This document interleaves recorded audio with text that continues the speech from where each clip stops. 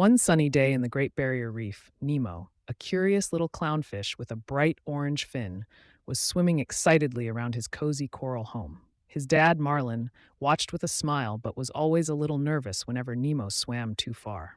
"Be careful, Nemo. Stay close," Marlin called out, his voice filled with concern. "Don't worry, Dad. I'm just exploring," Nemo replied with a grin. He loved discovering new things, and the vast ocean around him was full of treasures and secrets.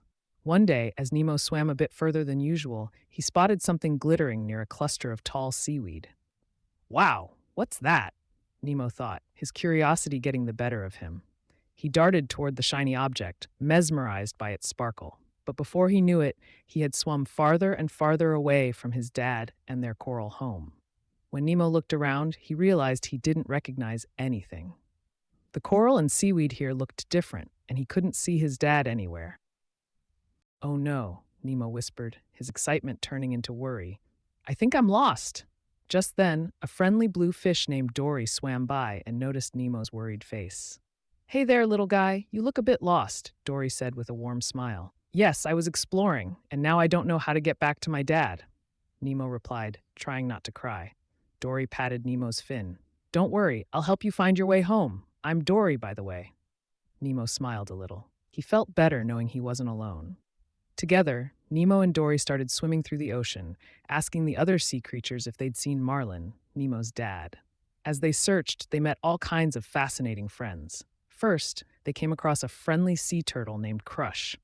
"Whoa, little dude, you're lost," Crush asked, gently bobbing in the water. "Yes, I'm looking for my dad," Nemo replied.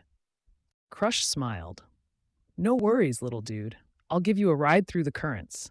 It's the fastest way to get around." With that, Nemo, Dory, and Crush zoomed through the swirling East Australian current like a big underwater roller coaster. Nemo laughed and whooped as he held on tight. He'd never had such an exciting ride before. When they reached the end of the current, Crush waved them goodbye.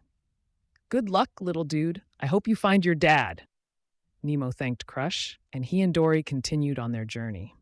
But soon they came to a dark, shadowy area in the ocean, filled with caves and tunnels. It looked a bit spooky, and Nemo felt a little scared. "Do we have to go through there, Dory?" he asked, his voice trembling. Dory nodded.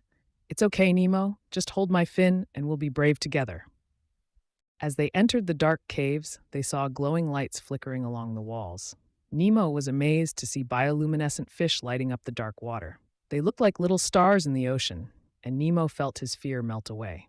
Then, from one of the tunnels, a large fish with big teeth swam out. Nemo and Dory gasped, but the fish quickly smiled and introduced himself. "Hi there, I'm Bruce. Don't be afraid. I'm friendly," Bruce said, grinning widely. Dory tilted her head. "Oh, hello, Bruce. We're just passing through, looking for Nemo's dad." Bruce nodded, his big eyes gentle. "I hope you find him. Family is important, you know." They thanked Bruce and continued on their way, feeling braver with each step of their adventure. After leaving the caves, they entered a part of the ocean filled with tall, wavy seaweed that looked like a magical underwater forest. Nemo spotted a tiny red crab scuttling along the seafloor. "Excuse me, Mr. Crab, have you seen my dad?" The crab pointed one claw towards a brightly lit area ahead. "I saw another clownfish swimming over that way," he said. Nemo's heart leaped with hope. "Thank you." Nemo and Dory hurried in the direction the crab had pointed, and soon they reached a beautiful coral garden filled with fish of all shapes and colors. Nemo's eyes sparkled with excitement, but he couldn't see his dad anywhere. "Dad, Dad, are you here?" Nemo called out, his voice echoing through the coral.